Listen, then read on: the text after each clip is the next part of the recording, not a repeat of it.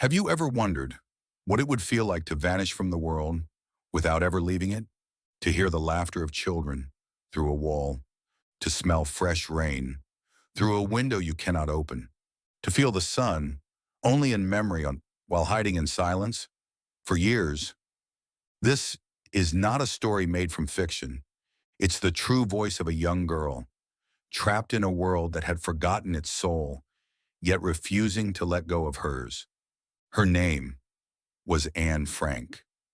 And what she left behind is not just a diary, it is a legacy, a testament, a mirror to humanity, and the enduring flame of hope that refuses to be extinguished.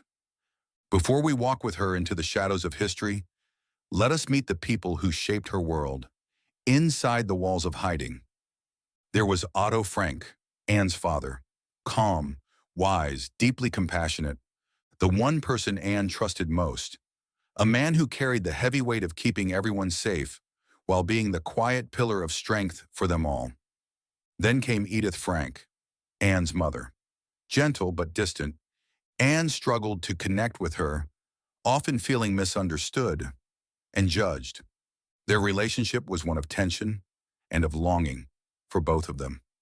Anne's older sister, Margot Frank, was thoughtful, reserved, studious, everything Anne was not. She was quiet where Anne was expressive, obedient where Anne was rebellious. Yet Anne admired her deeply, even if she sometimes felt like she lived in her shadow. Next, the Van Pels family arrived. In Anne's diary, their names are altered, but in real life, they were Herman, Augusto, and their teenage son, Peter. Anne referred to them as Mr. and Mrs. Van Don and Peter Van Don. Mr. Van Don, Herman, was often argumentative and opinionated, especially about food and rationing. Mrs. Van Don, Auguste, was vain, proud, and frequently clashed with Anne. Their son Peter began as a quiet, awkward boy in Anne's eyes. But over time, he became something more, a source of companionship, understanding, even affection.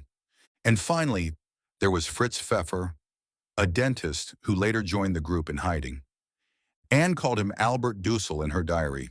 She was forced to share her tiny room with him, and she did not enjoy it. He was strict, particular, and, in Anne's opinion, completely devoid of humor. 8 people, one secret space, 2 years in hiding, and one extraordinary girl who wrote it all down. Anne was born in Frankfurt, Germany in 1929, a lively, curious, clever little girl, full of questions, energy, and spirit. But her childhood was interrupted by the rising darkness of the Nazi regime. As Adolf Hitler gained power and anti-Semitism swept through Germany like a sickness, the Frank family, Jewish and increasingly fearful, decided to flee to the Netherlands. Amsterdam became their new home. At first, it seemed like a safe haven. For a time, Anne lived like any other Dutch schoolgirl, riding her bicycle through the streets, playing with friends, and writing stories in her notebook. But even this peace was fragile, and it didn't last. In May of 1940, the Nazis invaded the Netherlands. Restrictions began immediately. Jewish children were banned from public schools. Jewish families could no longer own businesses. They had to wear yellow stars. They were no longer allowed to go to parks, movie theaters, even grocery stores during regular hours. Slowly, silently, they were erased from public life. For Anne, all of this was confusing, frustrating, unfair.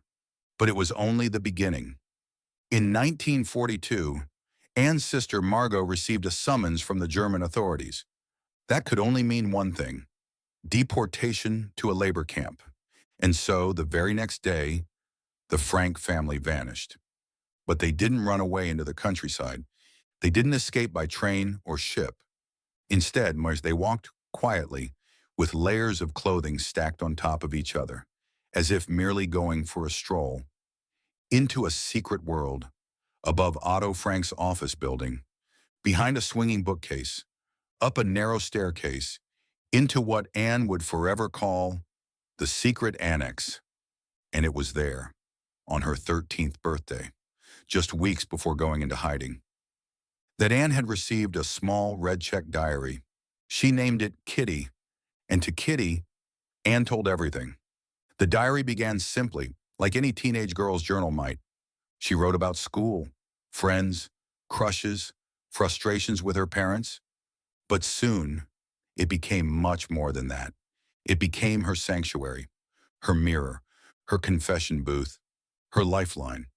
Inside the annex, the 8 inhabitants shared a claustrophobic space, just 500 square feet in total, where every creaking floorboard could be a death sentence. They could not speak above whispers during office hours, lest they be heard by the workers downstairs. No running water, no flushing toilets during the day, no windows opened, no light at night. Just quiet, just fear, just time. But Anne filled that silence with words. She wrote about everything. Her shifting moods, her frustrations with her mother, her admiration for her father, her conflicted feelings about Peter. She pondered her own growth, both physically and emotionally. She questioned religion, morality, the cruelty of war, and even the very nature of humankind.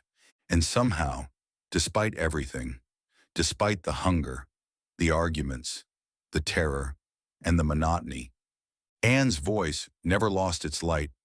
She was thoughtful, funny, passionate, sharp, and deeply aware of her own contradictions.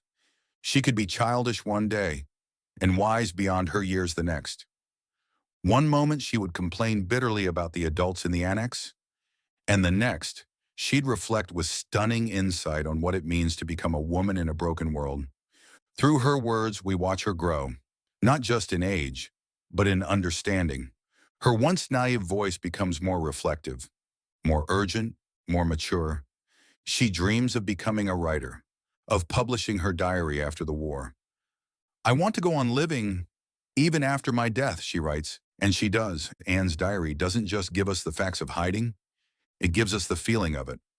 The way the walls seem to close in, the dull ache of longing, the spark of joy at a piece of cake or a sliver of sunlight, the unbearable silence, the unbearable waiting.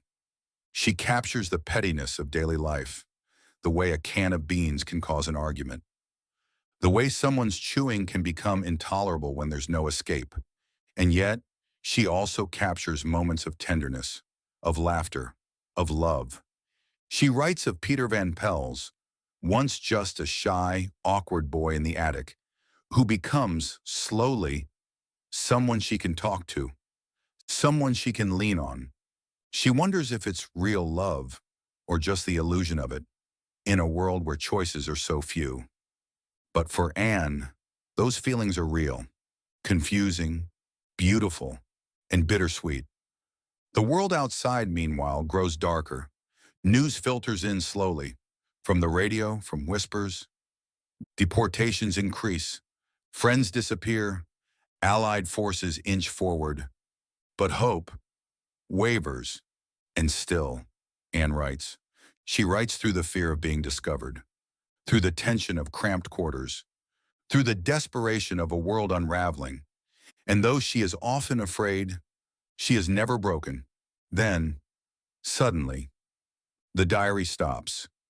On August 4th, 1944, the secret annex was stormed by the Gestapo. Someone had betrayed them. Anne, her family, and the others were dragged out of hiding, arrested, and sent first to Westerbork, then to Auschwitz.